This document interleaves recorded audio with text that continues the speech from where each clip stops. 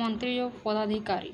କୌଟିଲ୍ୟଙ୍କ ଅର୍ଥଶାସ୍ତ୍ରର ବର୍ଣ୍ଣନା ଅନୁସାରେ ରାଜାଙ୍କ ବ୍ୟତୀତ ସରକାରର ଅନ୍ୟାନ୍ୟ ଉପାଦାନଗୁଡ଼ିକ ହେଲେ ମନ୍ତ୍ରୀ ଓ ପଦାଧିକାରୀଗଣ। ଗୋଟିଏ ଚକ ଯେପରି ଗତି କରିପାରେ ନାହିଁ, ଠିକ୍ ସେହିପରି ଜଣେ ଲୋକ ଦ୍ୱାରା ଶାସନ ମଧ୍ୟ ସମ୍ଭବ ନୁହେଁ ବୋଲି କୌଟିଲ୍ୟ ମନଶ୍ଚକ୍ଷୁରେ ଦେଖିପାରିଥିଲେ। ତେଣୁ ରାଜ୍ୟର ଶାସନ ସୁଚାରୁରୂପେ ତଥା ନିପୁଣ ଭାବେ ସମ୍ପାଦନ ନିମନ୍ତେ ରାଜାଙ୍କୁ ମନ୍ତ୍ରୀ ଓ ଅଧିକାରୀମାନଙ୍କ ସହାୟକ ଆବଶ୍ୟକ ହେଲା। ଯଦିଓ କୌଟିଲ୍ୟ ରାଜତନ୍ତ୍ର ସପକ୍ଷବାଦୀ ଥିଲେ, ତଥାପି ରାଜ୍ୟ ପ୍ରଶାସନରେ ରାଜାଙ୍କୁ ସହାୟତା ଦେବା ନିମନ୍ତେ ସେ ମନ୍ତ୍ରୀ ଓ ପରିଷଦର ପରାମର୍ଶ ଉପରେ ଗୁରୁତ୍ୱ ପ୍ରଦାନ କରିଛନ୍ତି। କୌଟିଲ୍ୟଙ୍କ ମତରେ ରାଜା ମନ୍ତ୍ରୀ ପରିଷଦର ସଂଖ୍ୟାଗରିଷ୍ଠ ମତ ଦ୍ୱାରା ପରିଚାଳିତ ହେବେ, କିନ୍ତୁ ସେହି ନିଷ୍ପତ୍ତି ଉପରେ ରାଜା ଭିଟୋ ବା ନିଷେଧାଧିକାର ପ୍ରୟୋଗ କରିପାରିବେ ନାହିଁ। ତେଣୁ କୌଣସି ନିଷ୍ପତ୍ତି ଗ୍ରହଣ କରିବା ପୂର୍ବରୁ ରାଜା ମନ୍ତ୍ରୀ ପରିଷଦର ପରାମର୍ଶ ଗ୍ରହଣ କରିବେ। ରାଜା ମନ୍ତ୍ରୀ ପରିଷଦର ବୈଠକଗୁଡ଼ିକରେ ଅଧ୍ୟକ୍ଷତା କରନ୍ତି। ସମୟ, ପରିସ୍ଥିତି, ସମସ୍ୟାର ପ୍ରକୃତି ଦୃଷ୍ଟିରୁ ଯଦି ଆବଶ୍ୟକ ହୁଏ, ତେବେ ରାଜା ଏକ ବା ଏକାଧିକ ମନ୍ତ୍ରୀଙ୍କ ସହ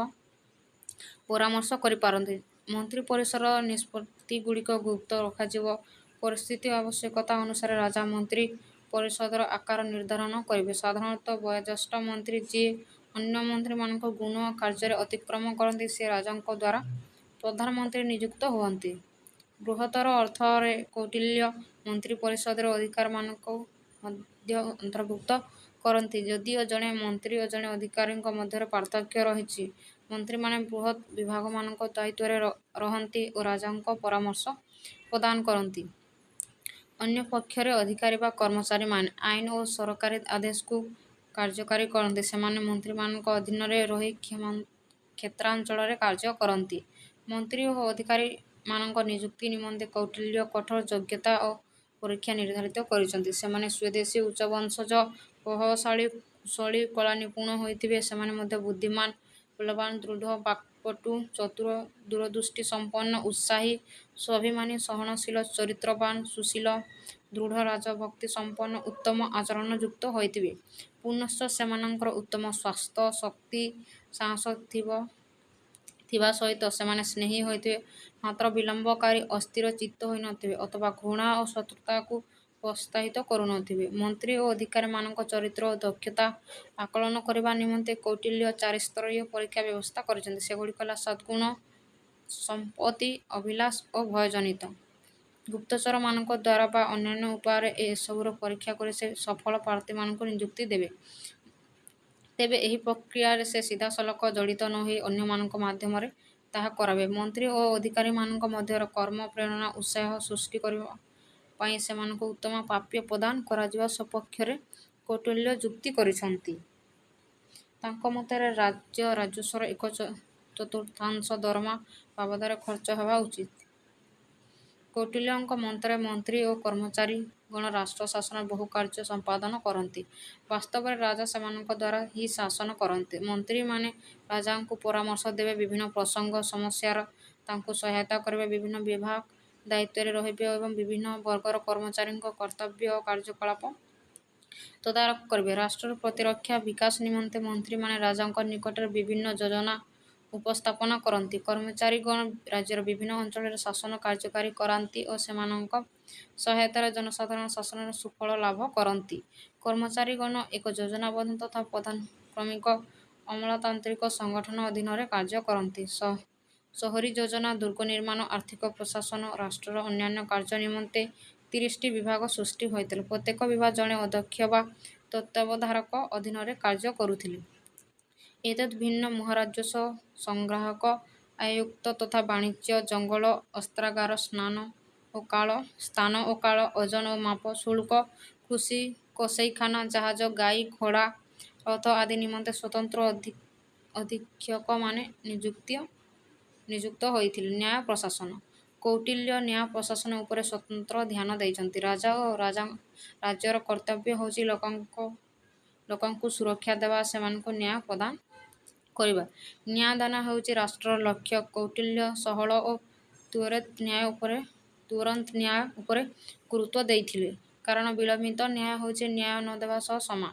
କୌଟିଲ୍ୟଙ୍କ ନ୍ୟାୟ ବ୍ୟବସ୍ଥାରେ ଆଇନର ଶାସନ ଥିଲା, କାରଣ କେହି ଆଇନର ଊର୍ଦ୍ଧ୍ୱରେ ନଥିଲେ। ନ୍ୟାୟ ପ୍ରଦାନରେ ଧର୍ମ ରାଜତ୍ୱ କରୁଥିଲା। ନ୍ୟାୟପାଳିକା ଏକ ପୃଥକ୍ ଅଙ୍ଗ ଥିଲା ଏବଂ ତାହାର ସ୍ୱତନ୍ତ୍ର ମର୍ଯ୍ୟାଦା ରହିଥିଲା। କୌଟିଲ୍ୟଙ୍କ ମତରେ ପବିତ୍ର ଆଇନ ପ୍ରମାଣ, ଇତିହାସ ଓ ଶିଳାଲେଖ ରୂପେ ଆଇନର ଚାରିଗୋଟି ଅଙ୍ଗ ଓ ଚାରି ପ୍ରକାର ଆଇନ ଥିଲା। ପବିତ୍ର ଆଇନ ଧର୍ମ ନାମରେ ପରିଚିତ ଥିଲା ଓ ଚିରନ୍ତନ ସତ୍ୟ ଉପରେ ଆଧାରିତ ହୋଇଥିବାରୁ ତାହାକୁ ପୃଥିବୀର ସକଳ ଲୋକ ଗ୍ରହଣ କରୁଥିଲେ। ପ୍ରମାଣ ହେଉଛି ସାକ୍ଷ୍ୟ ଆଧାରିତ ଆଇନ। ଇତିହାସ ବା ଚରିତ ହେଉଛି ଲୋକ ପରମ୍ପରା। ରାଜାଙ୍କ ଅନୁଶାସନ ଓ ସାମ୍ୟ ଧର୍ମ ନ୍ୟାୟ ଗଠନ କରନ୍ତି। କୌଟିଲ୍ୟ ଦର୍ଶାଇଛନ୍ତି ଯେ ପବିତ୍ର ଆଇନ ଓ ବିଚାରବନ୍ତ ଆଇନ ମଧ୍ୟରେ ବିବାଦ ଉପୁଜିଲେ ବିବେକ ବା ଯୁକ୍ତିକୁ ପ୍ରାଧାନ୍ୟ ଦିଆଯିବ। ସାଧାରଣ ଆଇନରେ ଅନ୍ତର୍ଭୁକ୍ତ ଥିବା ପ୍ରଥା ଲୋକାଚାରକୁ ରାଜା ସମ୍ମାନ ଦେବେ। ରାଜା ନ୍ୟାୟର ଉତ୍ସ, ମାତ୍ର ଆଇନର ଏକମାତ୍ର ସ୍ରଷ୍ଟା ନୁହନ୍ତି। କୌଟିଲ୍ୟ ତିନି ପ୍ରକାର ଅଦାଲତ ବା ବିଚାରାଳୟ ବିଷୟରେ ଉଲ୍ଲେଖ କରିଛନ୍ତି। ସେଗୁଡ଼ିକ ହେଲା ଉଚ୍ଚ ଅଦାଲତ, ଭ୍ରାମ୍ୟମାଣ ଅଦାଲତ ଓ କାର୍ଯ୍ୟନିର୍ବାହୀ ଅଦାଲତ। ଉଚ୍ଚ ଅଦାଲତ ରାଜ୍ୟର ରାଜଧାନୀରେ ଅବସ୍ଥିତ ଏବଂ ଏହା ହେଉଛି ଭ୍ରାମ୍ୟମାଣ ଅଦାଲତ ଗୁଡ଼ିକର ରାୟ ବିରୁଦ୍ଧରେ ସର୍ବୋଚ୍ଚ ଆବେଦନମୂଳକ ଅଦାଲତ। ଏହା ନାଗରିକମାନଙ୍କ ମଧ୍ୟରେ ବିବାଦ, ନାଗରିକ ଓ କାରିଗର ମଧ୍ୟରେ ବିବାଦ, ନାଗରିକ ଓ ବିଦେଶୀ ପ୍ରତିନିଧିଙ୍କ ମଧ୍ୟରେ ବିବାଦ ଗୁଡ଼ିକର ବିଚାର କରୁଥିଲା। ଭ୍ରାମ୍ୟମାଣ ଅଦାଲତଗୁଡ଼ିକ ରାଜ୍ୟର ବିଭିନ୍ନ ପ୍ରଶାସନିକ ଅଞ୍ଚଳରେ ସ୍ଥାପିତ ହୋଇଥିଲା। ପ୍ରତ୍ୟେକ ଭ୍ରାମ୍ୟମାଣ ଅଦାଲତ ପବିତ୍ର ଆଇନ ବା ଧର୍ମଶାସ୍ତ୍ରରେ ନିପୁଣ ତିନି ଜଣ ସଦସ୍ୟ ଓ ନୀତିଶାସ୍ତ୍ରରେ ଗଭୀର ଜ୍ଞାନ ଥିବା ତିନି ଜଣ ମନ୍ତ୍ରୀଙ୍କୁ ନେଇ ଗଠିତ ହୋଇଥିଲା। ଏହି ଅଦାଲତ ଗୁପ୍ତଚର ଗୃହ ମଧ୍ୟରେ, ଗଭୀର ରାତିରେ, ଜଙ୍ଗଲରେ ହେଉଥିବା ଚୁକ୍ତି ବା ରାଜିନାମା ଉପରେ ନିଜର କ୍ଷେତ୍ରାଧିକାର ଜାହିର କରୁଥିଲା। କାର୍ଯ୍ୟନିର୍ବାହୀ ଅଦାଲତ ତିନି ଜଣ ଆୟୁକ୍ତ ବା ତିନି ଜଣ ମନ୍ତ୍ରୀ ସଦସ୍ୟ ରହୁଥିଲେ, ଯେଉଁମାନେ ଶାନ୍ତି ବ୍ୟାହତ ହେବାକୁ ଦମନ କରୁଥିଲେ। ଏହା କାରିଗର, ରଜକ, ବୁଣାକାର, ଝାଡ଼ୁଦାର, ସ୍ୱର୍ଣ୍ଣକାର, ସଙ୍ଗୀତଜ୍ଞ, ଠକ ଆଦିଙ୍କ ମାମଲା ବିଚାର କରୁଥିଲା। ବିଭିନ୍ନ ଅଦାଲତର ବିଚାରପତିମାନଙ୍କ ନିମନ୍ତେ କୌଟିଲ୍ୟ କଠୋର ଶୃଙ୍ଖଳା ଓ ଆଚରଣ ବିଧି ପ୍ରଣୟନ କରିଛନ୍ତି। ବିଚାରପତିମାନେ ସମସ୍ତଙ୍କୁ ମଧୁର ବ୍ୟବହାର ପ୍ରଦର୍ଶନ କରିବେ। ସେମାନେ ଯେକୌଣସି ପକ୍ଷପାତ, ନୀତି, ବଦ୍ଧମୂଳକ ଧାରଣାରୁ ମୁକ୍ତ ରହିବା ସଙ୍ଗେ ସଙ୍ଗେ ନିଜ ନିଷ୍ପତ୍ତିରେ ଦୃଢ଼ ଅବିଚଳିତ ରହିବା ଉଚିତ। ସେମାନେ ନିଜେ ମଧ୍ୟ ସମାନ ଆଇନର ଅଧୀନ, ତାହାଠାରୁ ଊର୍ଦ୍ଧ୍ୱରେ ନୁହନ୍ତି। ଯଦି ଜଣେ ବିଚାରପତି ମାମଲାରେ ଅଂଶଭୁକ୍ତ କୌଣସି ପକ୍ଷକୁ ଧମକ ଦିଅନ୍ତି, ନାଲି ଆଖି ଦେଖାଇ ଦବାଇ ଦିଅନ୍ତି, ବିଦା ବା ବାହାର କରିଦିଅନ୍ତି, ଚୁପ୍ କରାଇ ଦିଅନ୍ତି, ବଦନାମ କରନ୍ତି ବା ଗାଳି ଦିଅନ୍ତି, ତେବେ ଅପରାଧ ଅନୁସାରେ ତାଙ୍କୁ ବିଭିନ୍ନ ମାତ୍ରାର ଦଣ୍ଡ ଭୋଗିବାକୁ ହେବ। ଜଣେ ବିଚାରପତି ଅବାନ୍ତର ଘଟଣା ବା ପରିସ୍ଥିତି ବିଷୟରେ ପଚାରି ପାରିବେ ନାହିଁ କିମ୍ବା ସେ ବିଳମ୍ବ ଅଥବା ଅସ୍ୱାଭାବ ନେଇ କାର୍ଯ୍ୟକୁ ସ୍ଥଗିତ କରିପାରିବେ ନାହିଁ। ସେ ମଧ୍ୟ ମାମଲାର ସମାଧାନକୁ ପ୍ରଭାବିତ କରୁଥିବା କୌଣସି ବକ୍ତବ୍ୟ ବା ବିବୃତିକୁ ଆଡ଼େଇ ଯିବେ ନାହିଁ କିମ୍ବା ସାକ୍ଷୀମାନଙ୍କ ସାହାଯ୍ୟ ଅଥବା କୌଣସି ସୂତ୍ର ପ୍ରଦାନ କରିବେ ନାହିଁ। କ'ଣ ପଚାରିବା ବା ନ ପଚାରିବା ବିଷୟରେ ମଧ୍ୟ ତାଙ୍କର କୌଣସି ଅଧିକାର ନାହିଁ। ଏଭଳି କାର୍ଯ୍ୟ ଯୋଗୁଁ ବିଚାରପତିମାନଙ୍କୁ ଦଣ୍ଡିତ କରାଯିବ। ଅପରାଧ ବା ତ୍ରୁଟିର ପୁନରାବୃତ୍ତି ନିମନ୍ତେ ଜଣେ ବିଚାରପତିଙ୍କୁ ଦ୍ୱିଗୁଣ ଦଣ୍ଡ ଦିଆଯିବ। ତାଙ୍କର ଚାକିରି ଚାଲିଯିବ। ନିର୍ଦ୍ଧାରିତ ସୀମାରୁ ଅଧିକ ଜୋରିମାନା କରିବା, ସତ୍ୟକୁ ମିଥ୍ୟା ଅଥବା ମିଥ୍ୟାକୁ ସତ୍ୟରେ ବଦଳାଇବା ନିମନ୍ତେ ମଧ୍ୟ ବିଚାରପତିଙ୍କୁ ଦଣ୍ଡ ମିଳିବ। କୌଟିଲ୍ୟଙ୍କ ନ୍ୟାୟ ପ୍ରଶାସନ ସେହି ସାକ୍ଷୀମାନଙ୍କ ଦ୍ୱାରା ପରିଚାଳିତ, ଯେଉଁମାନେ ବିଶ୍ୱସ୍ତ, ଯୋଗ୍ୟ, ସାଧୁ ଓ ଦାୟିତ୍ୱବାନ ହୋଇଥିବେ। ଯେକୌଣସି ମାମଲାରେ ଅନ୍ୟୁନ ତିନି ଜଣ ସାକ୍ଷୀ ରହିବେ, ଯେଉଁମାନେ ମଧ୍ୟରୁ ଅତି କମରେ ଦୁଇ ଜଣ ପକ୍ଷମାନଙ୍କ ଦ୍ୱାରା ଗ୍ରହଣୀୟ ହୋଇଥିବେ। କୌଟିଲ୍ୟ ମହାଜନ, ଖାତକ, ଶତ୍ରୁ, ସନ୍ନ୍ୟାସୀ, କୁଷ୍ଠରୋଗୀ, ଜାତିଚ୍ୟୁତ, ଅନ୍ଧ, କାଳ, ମୂକ, ମହିଳା, ଶିଶୁ, କ୍ରୀତଦାସ, ସରକାରୀ କର୍ମଚାରୀ, ଅହଂକାରୀ ବ୍ୟକ୍ତିମାନଙ୍କୁ ସାକ୍ଷ୍ୟ ଦେବାରୁ ବାରଣ କରିଛନ୍ତି। ଆହୁରି ମଧ୍ୟ ସେ କହିଛନ୍ତି ଯେ ବନ୍ଦୀ, ଭାଗୀଦାର, ଶାଳକ, ବିକଳାଙ୍ଗ, ଦଣ୍ଡିତ, ହୀନବୃତ୍ତିଧାରୀ, ବଞ୍ଚିବା ପାଇଁ ଗ୍ରାମବାସୀଙ୍କ ଆଶ୍ରିତ ବ୍ୟକ୍ତିମାନେ ସାକ୍ଷୀ ହୋଇପାରିବେ ନାହିଁ। କୌଟିଲ୍ୟଙ୍କ ଦଣ୍ଡନୀତି ତାଙ୍କ ନ୍ୟାୟ ପ୍ରଶାସନର ଏକ ମହତ୍ତ୍ୱପୂର୍ଣ୍ଣ ଦିଗ। ସମାଜରେ ମନ୍ଦ ତତ୍ତ୍ୱମାନଙ୍କୁ ଦମନ କରି ଲୋକମାନଙ୍କୁ ସୁରକ୍ଷା ଦେବା ନିମନ୍ତେ ଦଣ୍ଡର ଆବଶ୍ୟକତା ରହିଛି। ଦଣ୍ଡ ମଧ୍ୟ ସାମାଜିକ ଶୃଙ୍ଖଳା ରକ୍ଷା କରେ। କୌଟିଲ୍ୟ ଅତିଶୟ ଦଣ୍ଡକୁ ବିରୋଧ କରିଥିଲେ। ତାଙ୍କ ମତରେ ଯିଏ ଅତିଶୟ ଦଣ୍ଡ ପ୍ରଦାନ କରେ ସେ ସକଳ ପ୍ରାଣୀଙ୍କ ନିମନ୍ତେ ଅତ୍ୟାଚାରୀ ହୁଏ। ଯିଏ କୋହଳ ଦଣ୍ଡ ଦିଏ ସେ ପରାଭୂତ ହୁଏ। ଯିଏ ଉପଯୁକ୍ତ ଦଣ୍ଡ ପ୍ରଦାନ କରେ ସେ ଶ୍ରଦ୍ଧା ଲାଭ କରେ। ଦଣ୍ଡର ଉପଯୁକ୍ତ ପ୍ରୟୋଗ ଲୋକମାନଙ୍କୁ ଉନ୍ନତ, ମୋହନୀୟ କରିବା ବେଳେ ତାହାର ଅନୁଚିତ ପ୍ରୟୋଗ ରାଜା, ସରକାର ପ୍ରତି ଉତ୍ତେଜନା ଓ ଅସମ୍ମାନ ସୃଷ୍ଟି କରିବ। କୌଟିଲ୍ୟ ପୁଣି କହିଛନ୍ତି ଯେ ବିଚାରବନ୍ତ ଦଣ୍ଡ ଲୋକମାନଙ୍କୁ ପୁଣ୍ୟ, ଧନ, ଇଚ୍ଛାରେ ଏକତ୍ର ବାନ୍ଧି ରଖେ, ମାତ୍ର ଯେତେବେଳେ ଅଜ୍ଞତାର ବଶବର୍ତ୍ତୀ ହୋଇ ଲୋଭ, କ୍ରୋଧବଶତଃ ତାହାର ଅପ୍ରୟୋଗ ହୁଏ। ଗୃହସ୍ଥ କଥା ଛାଡ଼ ସାଧୁ ସନ୍ନ୍ୟାସୀମାନେ ମଧ୍ୟ ଉତ୍ତେଜିତ ହୋଇ ଉଠନ୍ତି। କୌଟିଲ୍ୟଙ୍କ ଦଣ୍ଡ ବ୍ୟବସ୍ଥା ସରକାରୀ କର୍ମଚାରୀମାନଙ୍କ ନିମନ୍ତେ ମଧ୍ୟ ପ୍ରଯୁଜ୍ୟ। ଭ୍ରଷ୍ଟ କର୍ମଚାରୀମାନେ କଠୋର ଦଣ୍ଡ ପାଇବେ। କେବଳ ଯେ ସେମାନଙ୍କ ଅବୈଧ ସମ୍ପତ୍ତି ରାଷ୍ଟ୍ର ଦ୍ୱାରା ବାଜ୍ୟାପ୍ତ ହେବ ନାହିଁ, ସେମାନଙ୍କୁ ମଧ୍ୟ ଅନ୍ୟତ୍ର ବଦଳି କରାଯିବ। ରାଜସ୍ୱ ପ୍ରଶାସନ। କୌଟିଲ୍ୟ ଯୁକ୍ତିଯୁକ୍ତ ଭାବେ ଅନୁଭବ କରିଥିଲେ ଯେ ରାଜସ୍ୱ ହେଉଛି ବିକାଶର ଚାବିକାଠି। ରାଜ୍ୟ ଶାସନର ସଫଳତା ବା ବିଫଳତା ତାହାର ରାଜସ୍ୱ ଉପରେ ନିର୍ଭରଶୀଳ। କୌଟିଲ୍ୟ ଶାନ୍ତିକାଳ ବା ସ୍ୱାଭାବିକ ସମୟ ଓ ଯୁଦ୍ଧକାଳ ନିମନ୍ତେ ଦୁଇ ପ୍ରକାର ପୃଥକ୍ ଅର୍ଥବ୍ୟବସ୍ଥା କଥା କହିଛନ୍ତି। ରାଜସ୍ୱ ବିଭାଗର ଗୁରୁତ୍ୱ ଦୃଷ୍ଟିରୁ ରାଜା ତାହାକୁ ନିଜର ପ୍ରତ୍ୟକ୍ଷ ନିୟନ୍ତ୍ରଣରେ ରଖନ୍ତି। ସୁନା ଓ ରୂପା ମୋହର ତଥା ବିଭିନ୍ନ ରତ୍ନରେ ପରିପୂର୍ଣ୍ଣ ଏକ ଉତ୍ତମ ରାଜକୋଷ ବିଭିନ୍ନ ଖର୍ଚ୍ଚ ଭରଣା କରିବା ଆପଦକାଳୀନ ପରିସ୍ଥିତିର ସମ୍ମୁଖୀନ ହେବା ପାଇଁ ରାଜାଙ୍କୁ ଯଥେଷ୍ଟ ସାହସ ଓ ଆତ୍ମବିଶ୍ୱାସ ପ୍ରଦାନ କରେ। ରାଜସ୍ୱ ହାନି ଦ୍ୱାରା ରାଜକୋଷ ଶୂନ୍ୟ ହୋଇଥିବା ଉପାୟଗୁଡ଼ିକ ଯଥା ପ୍ରତିବନ୍ଧକ, ଜାଲିଆତି, ଋଣ, ବ୍ୟବସାୟ, ଆତ୍ମନିଯୁକ୍ତି, କ୍ଷମତା ଅପବ୍ୟବହାର ଆଦିକୁ ହ୍ରାସ କରିବା ଉପରେ କୌଟିଲ୍ୟ ଗୁରୁତ୍ୱ ଦେଇଥିଲେ। ଅନ୍ୟପକ୍ଷରେ ସେହି ତ୍ରୁଟିକୁ ସୁଧାରିବା ପାଇଁ ସେ ଅଧିକ ଜରିମାନା ଲାଗୁ କରିବା ସପକ୍ଷରେ ମଧ୍ୟ ମତ ଦେଇଛନ୍ତି। ଅଧିକନ୍ତୁ ସେ ପରାମର୍ଶ ଦେଇଛନ୍ତି ଯେ କୃଷି, ଶିଳ୍ପ ଓ ବାଣିଜ୍ୟର ଉନ୍ନତି ସାଧନ ଦ୍ୱାରା ରାଜକୋଷର ସମୃଦ୍ଧ କରାଯାଇପାରିବ। କୌଟିଲ୍ୟ ରାଜକୋଷ ପୂର୍ଣ୍ଣ କରିବାର ବିଭିନ୍ନ ଉତ୍ସ ବିଷୟରେ ସୂଚନା ଦେଇଛନ୍ତି। ରାଜ୍ୟ ରାଜଧାନୀରେ ରାଜସ୍ୱର ଉତ୍ସଗୁଡ଼ିକ ହେଲା ଜରିମାନା, ଶୁଳ୍କ, ଓଜନ ଓ ମାପ, ମଦ, ତୈଳ, ଚିନି, ବଣିଆ, ଜୁଆ ଇତ୍ୟାଦିରୁ ଆୟ। ଗ୍ରାମାଞ୍ଚଳରୁ ଆସୁଥିବା ରାଜସ୍ୱର ଉତ୍ସଗୁଡ଼ିକ ହେଲା ଘାଟ, ନୌକା, ଜାହାଜ, ଚାରଣଭୂମି, ପଥକର, ବଣିକମାନଙ୍କ ଉପରେ କର ଇତ୍ୟାଦି। ପୁନଶ୍ଚ ସୁନା ଓ ରୂପା ଖଣି ତଥା ଜଙ୍ଗଲଜାତ ଦ୍ରବ୍ୟର ଆୟ ମଧ୍ୟ ରାଜସ୍ୱର ଅନ୍ୟ କେତେକ ଉତ୍ସ। ଦ୍ରବ୍ୟ ରୂପରେ କେତେକ କର ଆଦାୟ ହେଉଥିବା କଥା ମଧ୍ୟ କୌଟିଲ୍ୟ ଦର୍ଶାଇଛନ୍ତି। ସେଗୁଡ଼ିକ ହେଲା ସୀତା, ଭାଗ, ବଳି, ପିଣ୍ଡ କର ଓ ସେନାଭକ୍ତ। ସଚ୍ଚୋଟ ଓ ରାଜଭକ୍ତ କର୍ମଚାରୀମାନଙ୍କୁ ରାଜସ୍ୱ ସଂଗ୍ରହରେ ନିୟୋଜିତ କରାଯାଉଥିଲା। କୌଟିଲ୍ୟ ଆର୍ଥିକ ଯୋଜନା ଆର୍ଥିକ ବର୍ଷ ବିଷୟରେ ମଧ୍ୟ ଆଲୋଚନା କରିଛନ୍ତି। ଆର୍ଥିକ ବର୍ଷ ଆଷାଢ଼ ମାସରେ ଆରମ୍ଭ ହୋଇ ଜ୍ୟେଷ୍ଠ ମାସରେ ଶେଷ ହୁଏ।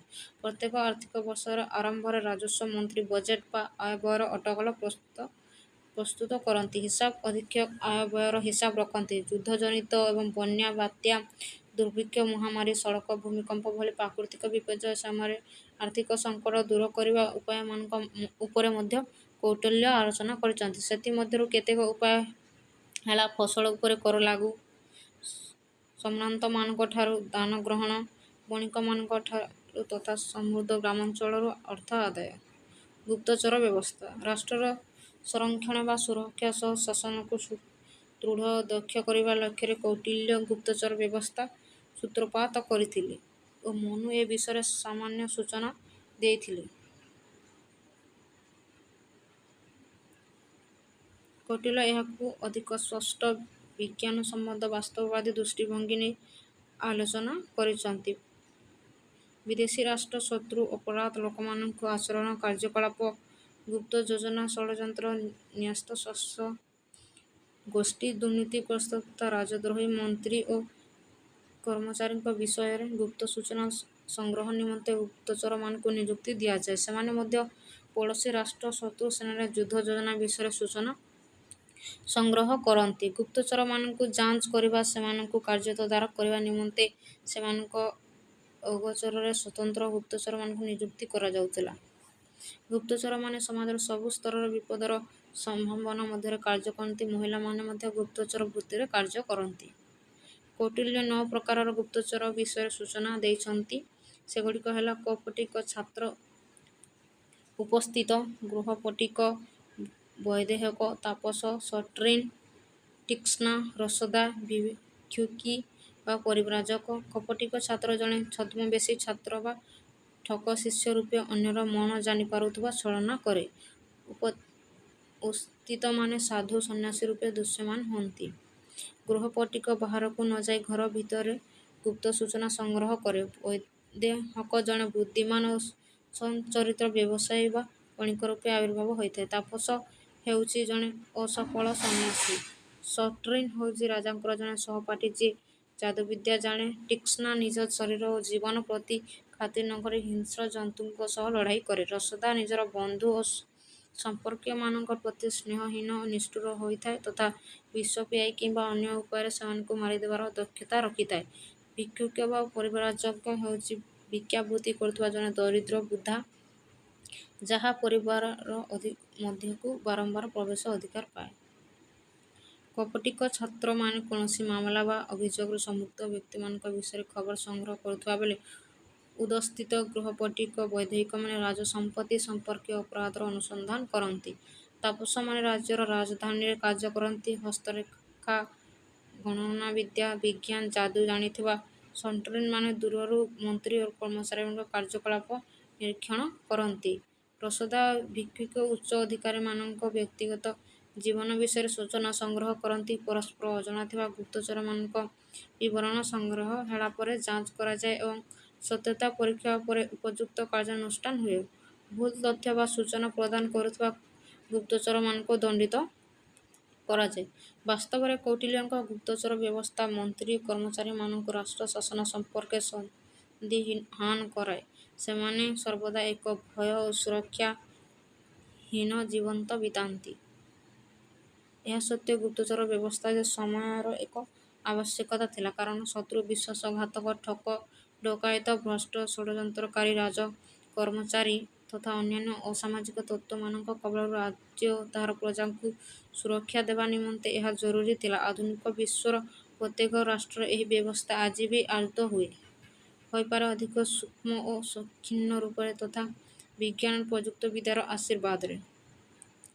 ବୈଦେଶିକ ନୀତି ଓ ନିରାପତ୍ତା କୌଟିଲ୍ୟଙ୍କ ଅର୍ଥଶାସ୍ତ୍ରର ସମଗ୍ର ବିଷୟବସ୍ତୁ ଯେଉଁ ମୌଳିକ ତତ୍ତ୍ୱକୁ ଆଚ୍ଛାଦିତ କରି ତା ଉପରେ ଦଣ୍ଡାୟମାନ ତାହା ହେଉଛି ରାଷ୍ଟ୍ରର ଅର୍ଜନ ଓ ସଂରକ୍ଷଣ ବା ସୁରକ୍ଷା। ରାଷ୍ଟ୍ରର କେନ୍ଦ୍ରୀୟ ସତ୍ତା ରୂପେ ରାଜା କେବଳ ରାଷ୍ଟ୍ରର ଆଭ୍ୟନ୍ତରୀଣ ସୁରକ୍ଷା ନୁହେଁ, ତାହାର ବାହ୍ୟ ସୁରକ୍ଷା ଉପରେ ମଧ୍ୟ ଧ୍ୟାନ ଦେବା ଆବଶ୍ୟକ। ଆଭ୍ୟନ୍ତରୀଣ ସୁରକ୍ଷା ପାଇଁ ରାଜା ଉତ୍ତମ ଓ ଆଦର୍ଶ ଶାସନ ପ୍ରତିଷ୍ଠା କରିବା ଉଚିତ। ସେ ସମାଜର ସବୁ ବର୍ଗର ଲୋକଙ୍କ ସହଯୋଗ ଲାଭ କରିବା ସମୀଚୀନ। ନିଜର ଗୁପ୍ତଚର ବ୍ୟବସ୍ଥା ଓ କୂଟନୀତି ବଳରେ ସମାଜର ଆଭ୍ୟନ୍ତରୀଣ ନିରାପତ୍ତା ପ୍ରତି ବିପଦର ସମ୍ଭାବନା ରଖୁଥିବା ଚାରି ବର୍ଗର ଲୋକ ଯଥା କ୍ରୋଧୀ, ଲୋଭୀ, ସମାଜ ବିଧ୍ୱଂସୀ ଉଦ୍ୟତମାନଙ୍କୁ ରାଜା ନିଜ ପକ୍ଷକୁ ଆଣିବା ବାଞ୍ଛନୀୟ। କାରଣ ଲୋକମାନେ ବିରାଗଭାଜନ ହେଲେ ସେମାନେ ରାଜା ଓ ରାଜ୍ୟର ବିରାଟ କ୍ଷତି କରିପାରନ୍ତି। କୌଟିଲ୍ୟଙ୍କ ମତରେ ଲୋକମାନେ ଦରିଦ୍ର ହେଲେ ଲୋଭୀ ହୁଅନ୍ତି, ଲୋଭୀ ହେଲେ ବିରାଗଭାଜନ ହୁଅନ୍ତି। ଯେତେବେଳେ ସେମାନେ ବିରାଗଭାଜନ ସେତେବେଳେ ସେମାନେ ନିଜ ଇଚ୍ଛାରେ ଶତ୍ରୁ ପକ୍ଷରେ ଯୋଗ ଦିଅନ୍ତି ଅଥବା ମାଲିକ ଓ ପ୍ରଭୁଙ୍କୁ ଧ୍ୱଂସ କରିଦିଅନ୍ତି।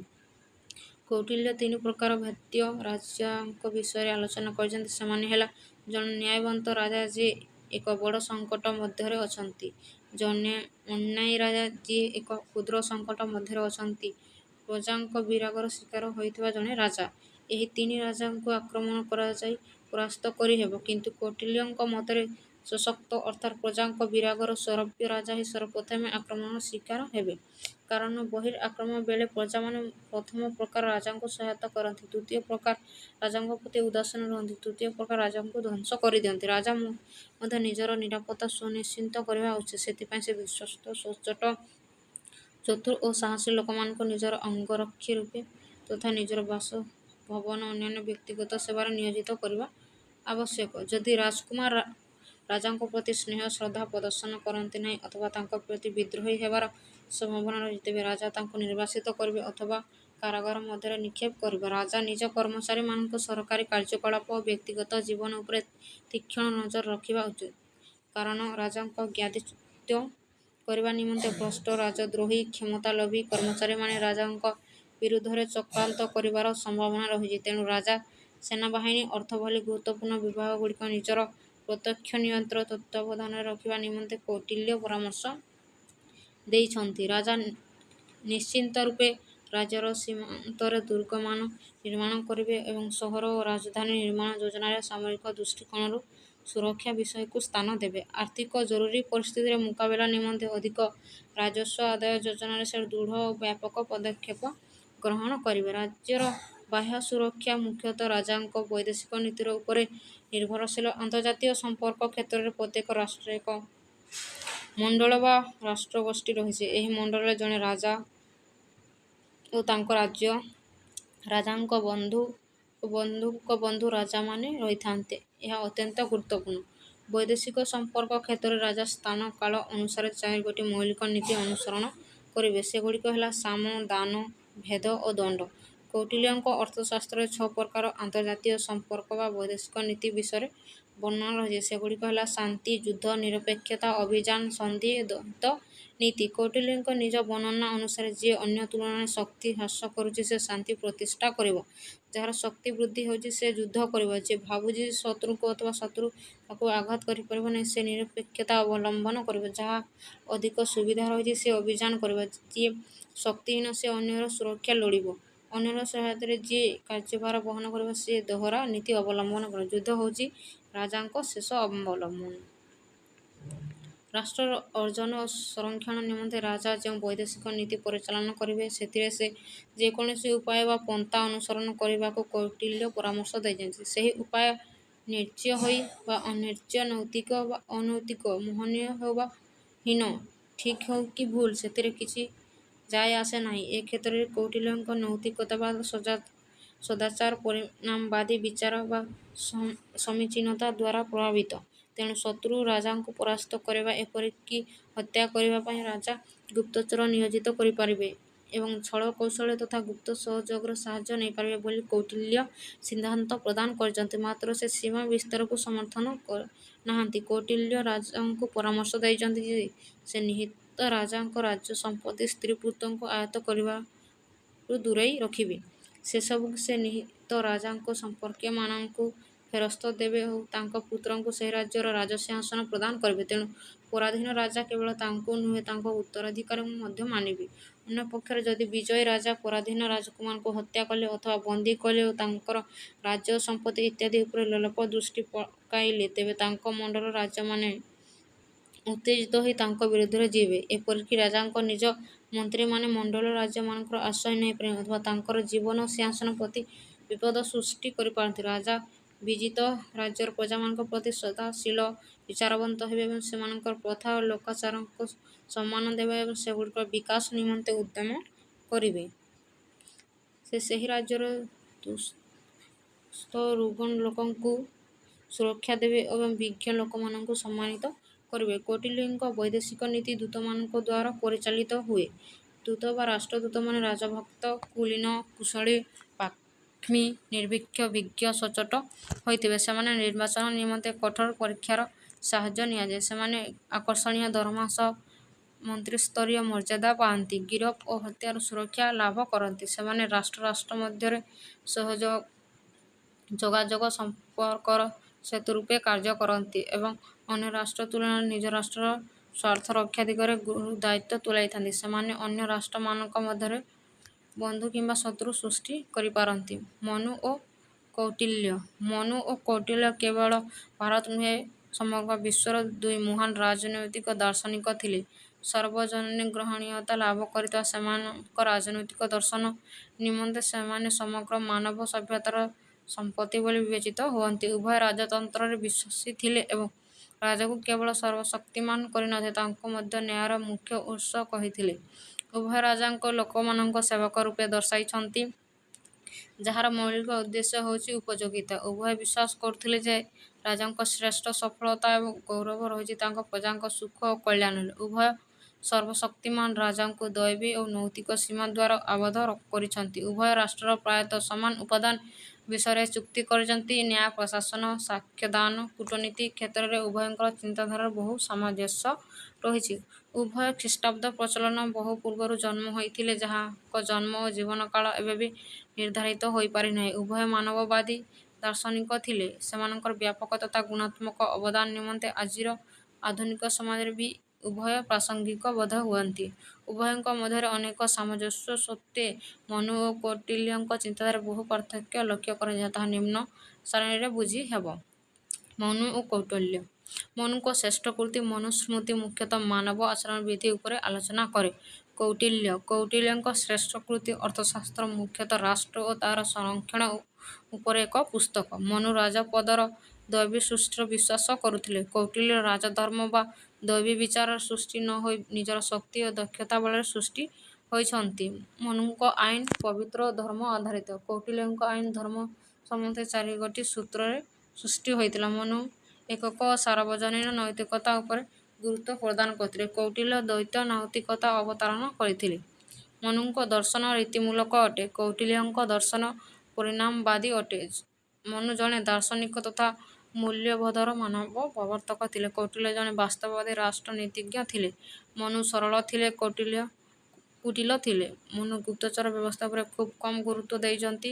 କୌଟିଲ୍ୟ ଗୁପ୍ତଚର ବ୍ୟବସ୍ଥାକୁ ଏକ ପୃଥକ୍ ଓ ଯୋଜନାବଦ୍ଧ ବିଭାଗରେ ପରିଣତ କରିଛନ୍ତି। କୌଟିଲ୍ୟ ଓ ମାକିଆଭେଲି।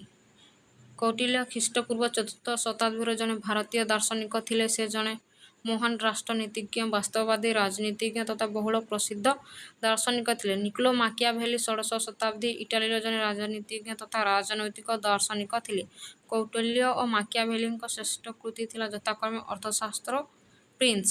ଉଭୟ ଗ୍ରନ୍ଥରେ ମୁଖ୍ୟତଃ ରାଷ୍ଟ୍ର ଓ ତାହାର ସୁରକ୍ଷା ବିଷୟରେ ଆଲୋଚନା ରହିଛି। ଉଭୟ କୌଟିଲ୍ୟ ଓ ମାକିଆଭେଲି ରାଜତନ୍ତ୍ରର ସପକ୍ଷବାଦୀ ଥିଲେ, ଯେଉଁଥିରେ ରାଜା ହିଁ ସର୍ବସ୍ୱ କ୍ଷମତାର ଅଧିକାରୀ ହୋଇଥିବେ। କୌଟିଲ୍ୟ ମୌର୍ଯ୍ୟ ସାମ୍ରାଜ୍ୟର ପ୍ରତିଷ୍ଠା ଓ ତାହାର ସୁରକ୍ଷା ଦିଗରେ ମନୋନିବେଶ କରିଥିବା ବେଳେ ମାକିଆଭେଲି ଇଟାଲୀର ଏକତ୍ରୀକରଣ ଓ ସୁରକ୍ଷା ଦିଗରେ ଅଧିକ ଚିନ୍ତିତ ଥିଲେ। ଉଭୟ ଅରାଜକତା ବିରୋଧୀ ଥିଲେ, ଦୃଢ଼ ଶାସନ ସପକ୍ଷରେ ଥିଲେ। ଉଭୟ ବୈଦେଶିକ ନୀତି ଓ କୂଟନୀତି ବିଷୟରେ ଆଲୋଚନା କରିଛନ୍ତି। ଉଭୟ ଉନ୍ନତ ଶାସନ ନିମନ୍ତେ ରାଜାଙ୍କୁ ପରାମର୍ଶ ଦେଇଛନ୍ତି। ଉଭୟ ନୈତିକତାର ଦ୍ୱୈତମାନଙ୍କ ସମ୍ପର୍କରେ ମତ ଦେଇଛନ୍ତି। ଉପରୋକ୍ତ ସାମଞ୍ଜସ୍ୟ ସତ୍ତ୍ୱେ କୌଟିଲ୍ୟ ଓ ମାକିଆଭେଲିଙ୍କ ମଧ୍ୟରେ ଅନେକ ପାର୍ଥକ୍ୟ ରହିଛି, ଯାହା ନିମ୍ନ ସାରଣୀରୁ ବୁଝି ହେବ। କୌଟିଲ୍ୟ ଓ ମାକିଆଭେଲି। କୌଟିଲ୍ୟ ଖ୍ରୀଷ୍ଟପୂର୍ବ ଚତୁର୍ଥ ଶତାବ୍ଦୀର ଜଣେ ରାଜନୈତିକ ଦାର୍ଶନିକ ଥିଲେ। ମାକିଆଭେଲି ଷୋଡ଼ଶ ଶତାବ୍ଦୀର ଜଣେ ରାଜନୈତିକ ଦାର୍ଶନିକ ଥିଲେ ଏବଂ କୌଟିଲ୍ୟଙ୍କଠାରୁ ପ୍ରାୟ 1800 ବର୍ଷ ପରେ ବିଦ୍ୟମାନ ହୋଇଥିଲେ। କୌଟିଲ୍ୟ ଭାରତୀୟ ଥିବାରୁ ସେ ଜଣେ ପ୍ରାଚ୍ୟ ରାଜନୈତିକ ଚିନ୍ତକ ଥିଲେ। ମାକିଆଭେଲି ଇଟାଲୀୟ ଥିବାରୁ ସେ ଜଣେ ପାଶ୍ଚାତ୍ୟ ରାଜନୈତିକ ଚିନ୍ତକ। କୌଟିଲ୍ୟ ମାନବ ପ୍ରକୃତିର ଏକ ସ୍ୱାଭାବିକ ଚିତ୍ର ଅଙ୍କନ କରିଛନ୍ତି। ମାକିଆଭେଲି ମାନବ ପ୍ରକୃତିର ଏକ ଅତ୍ୟନ୍ତ ମନ୍ଦ ଚିତ୍ର ଅଙ୍କନ କରିଛନ୍ତି। କୌଟିଲ୍ୟ ସଦାଚାର, ଧର୍ମ, ନ୍ୟାୟ ଉପରେ ଗୁରୁତ୍ୱ ଦେଇଛନ୍ତି। ମାକିଆଭେଲି ସଦାଚାର ଓ ଧର୍ମ ଅପେକ୍ଷା ଲକ୍ଷ୍ୟକୁ ଅଧିକ ପ୍ରାଧାନ୍ୟ ଦେଇଛନ୍ତି। କୌଟିଲ୍ୟ ରାଷ୍ଟ୍ରତତ୍ତ୍ୱ ସାର୍ବଜନୀନ ଭାବେ ସ୍ୱୀକୃତି ଲାଭ କରିଛନ୍ତି। ମାକିଆଭେଲି ରାଷ୍ଟ୍ରତତ୍ତ୍ୱ ସଂକୀର୍ଣ୍ଣ ସ୍ଥାନ ଓ କାଳ ଦ୍ୱାରା ଆବଦ୍ଧ। କୌଟିଲ୍ୟ ରାଷ୍ଟ୍ର ନିମନ୍ତେ ବ୍ୟକ୍ତିଙ୍କୁ ବଳି ଦେଇନାହାନ୍ତି। ମାକିଆଭେଲିଙ୍କ ଲକ୍ଷ୍ୟ ଥିଲା ରାଷ୍ଟ୍ରର ସୁରକ୍ଷା, ଯେଉଁଥିପାଇଁ ବ୍ୟକ୍ତି ଏକ ମାଧ୍ୟମ ହୋଇପାରେ। କୌଟିଲ୍ୟ ସାମ୍ରାଜ୍ୟର ସୁରକ୍ଷା ଓ ସୁଦୃଢ଼ୀକରଣ ବିଷୟରେ କହିଛନ୍ତି। ମାକିଆଭେଲି ରାଜନୈତିକ ଓ ଭୌଗୋଳିକ ବିସ୍ତାର ସପକ୍ଷରେ ମତ ଦେଇଛନ୍ତି। ଉପସଂହାରରେ ଏହା କୁହାଯାଇପାରେ ଯେ କୌଟିଲ୍ୟ ଓ ମାକିଆଭେଲିଙ୍କ ମଧ୍ୟରେ ତୁଳନା ହେବା ଅନୁଚିତ, କାରଣ ଦୁହେଁ ଦୁଇ ଭିନ୍ନ ଯୁଗର ମଣିଷ, ଯାହାଙ୍କ ମଧ୍ୟରେ ସମୟ ବ୍ୟବଧାନ ପ୍ରାୟ 1800 ବର୍ଷର। ସେମାନେ କେବଳ ଭିନ୍ନ ସମୟର ନଥିଲେ, ଭିନ୍ନ ଦେଶ ଓ ଭିନ୍ନ ସଂସ୍କୃତିର ମଧ୍ୟ ଥିଲେ। ତେବେ ନିଜ ସୁଦୂରପ୍ରସାରୀ ଓ ସାର୍ବଜନୀନ ରାଜନୈତିକ ଚିନ୍ତନ ଯୋଗୁଁ କୌଟିଲ୍ୟ ମାକିଆଭେଲିଙ୍କଠାରୁ ବହୁ ଆଗରେ ରହିଛନ୍ତି। ତେଣୁ କୌଟିଲ୍ୟଙ୍କୁ ପ୍ରାଚ୍ୟର ମାକିଆଭେଲି କହିବା ପରିବର୍ତ୍ତେ ମାକିଆଭେଲିଙ୍କୁ ପାଶ୍ଚାତ୍ୟର କୌଟିଲ୍ୟ କହିବା ଅଧିକ ଯୁକ୍ତିଯୁକ୍ତ ଓ ସମୀଚୀନ ମନେହୁଏ।